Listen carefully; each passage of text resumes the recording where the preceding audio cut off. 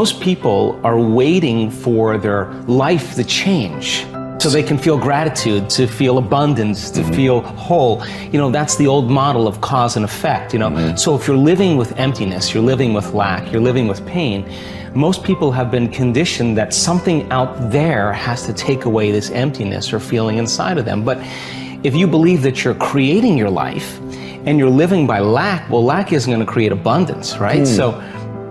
So then it makes sense then that you don't really actually create wealth, you generate wealth, you generate abundance. So the moment you start teaching your body emotionally what that future is going to feel like before it's made manifest, well, your body, as the unconscious mind, believes it's living in that future in the present moment. Now, it's a scientific fact that it's the environment that signals the gene. The end product from an experience in the environment is an emotion.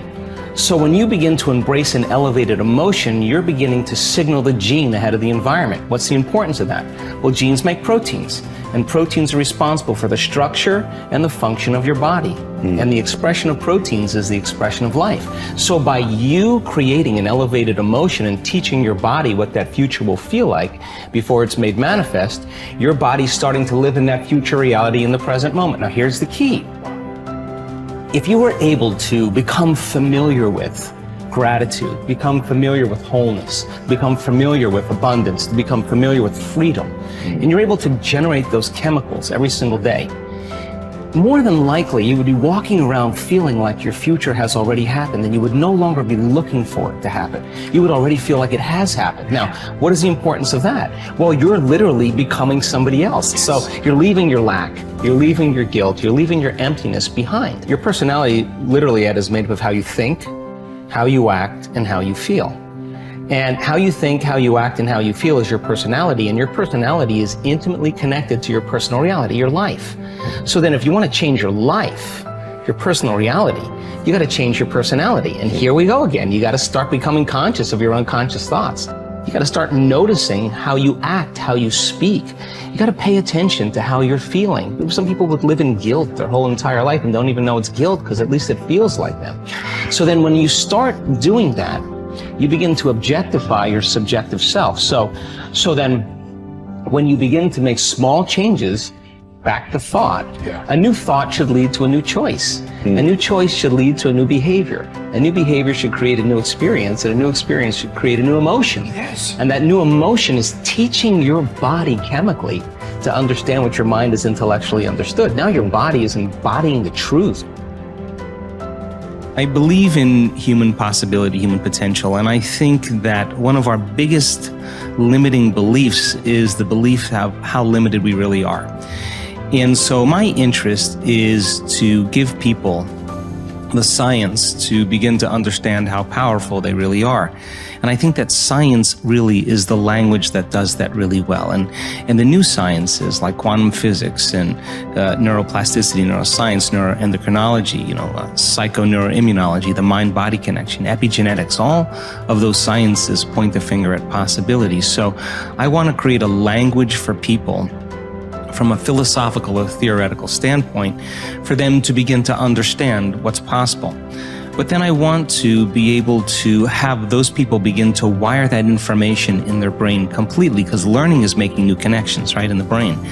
But remembering is maintaining and sustaining those connections. And it's so much easier to lose our vision than to remember it, right? So then we have to begin to hardwire the brain or install the neurological hardware in preparation for an experience. So the more people understand what they're doing and why, then the how gets easier. So I want to then set up the conditions in an environment, in a workshop where people can begin to apply or personalize what they learn so that they can have an experience. An experience then further enriches the brain. But the prize of an experience is an emotion.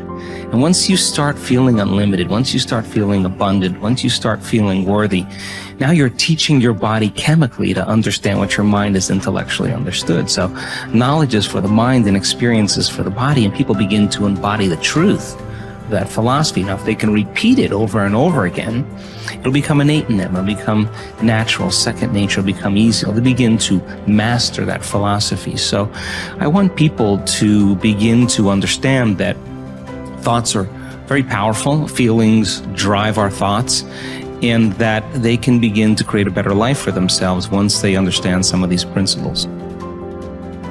Your capability is constant, but how much of it you use depends upon the identity you have for yourself. For example, if you feel certain that you are an outgoing, outrageous person, you'll tap the resources of behavior that match your identity. Whether you see yourself as a wimp or a wild man, a winner or a wallflower, will instantly shape which capabilities you access.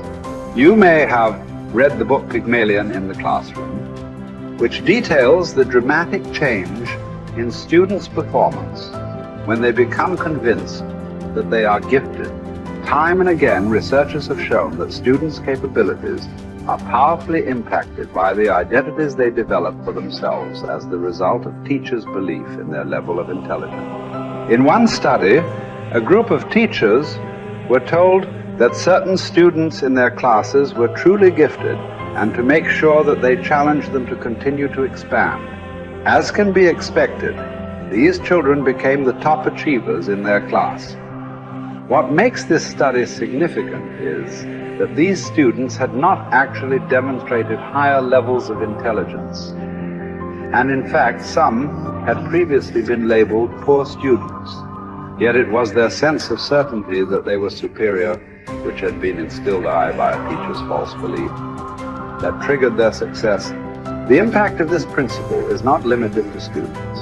The kind of person other people perceive you to be controls their responses to you. Often this has nothing to do with your true character.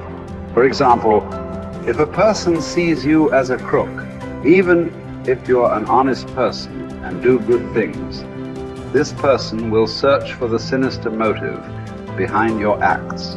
What's worse is that after making a positive change, we often allow others in our environment who have not changed their image of us to anchor our own emotions and beliefs back into our old behaviors and identities. We all need to remember that we have tremendous power to influence the identities of those we care about most. The best effect of fine persons is felt after we have left their presence. Ralph Waldo Emerson. We all will act consistently with our views of who we truly are, whether that view is accurate or not. The reason is that one of the strongest forces in the human organism is the need for consistency. Throughout our lives, we've been socialized to link massive pain to inconsistency and pleasure to being consistent. Think about it. What labels do we attach to people who say one thing and then do another, who claim to be one way and then behave another? We call them hypocritical, fickle, unstable, unreliable, wishy-washy, scatterbrained, flaky, untrustworthy.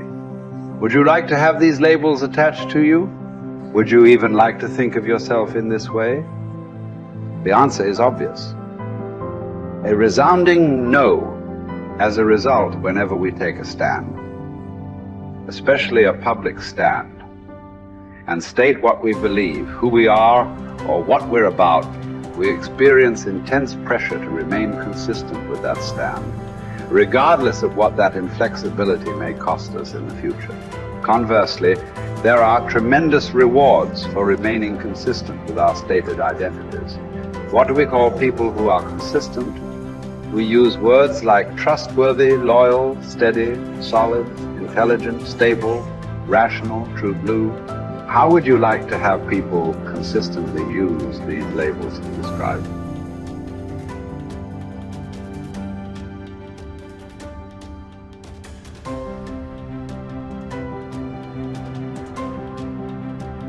Becomes irrevocably tied to your ability to avoid pain and gain pleasure.